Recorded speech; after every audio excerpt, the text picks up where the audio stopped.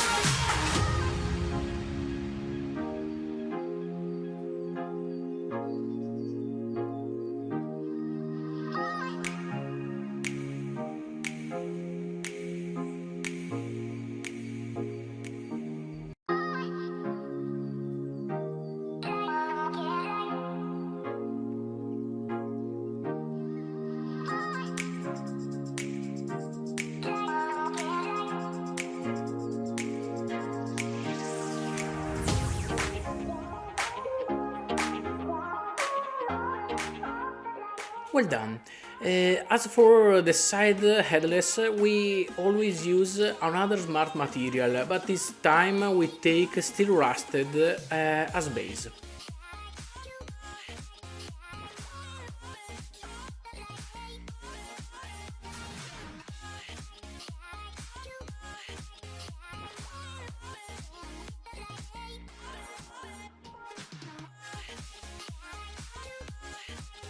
Excellent, we have finished the central part of the case. Now let's continue with the cover. We are simply going to attach the smart material created at the beginning by placing them as mask in the desired color.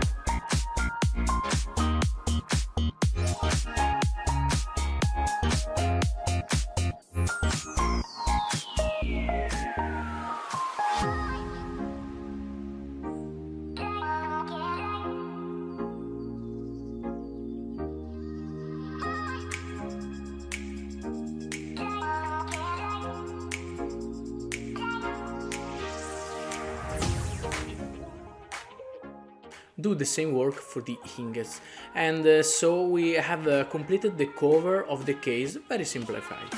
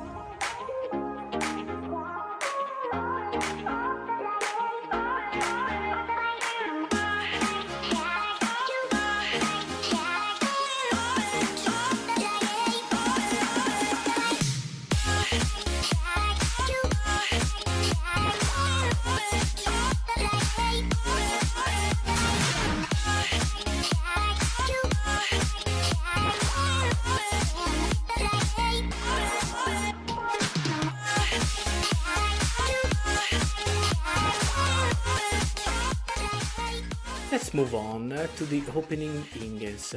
We have divided them into two parts. The first, we attach the smart material used for the side handles, while for the second we will use the rubber material.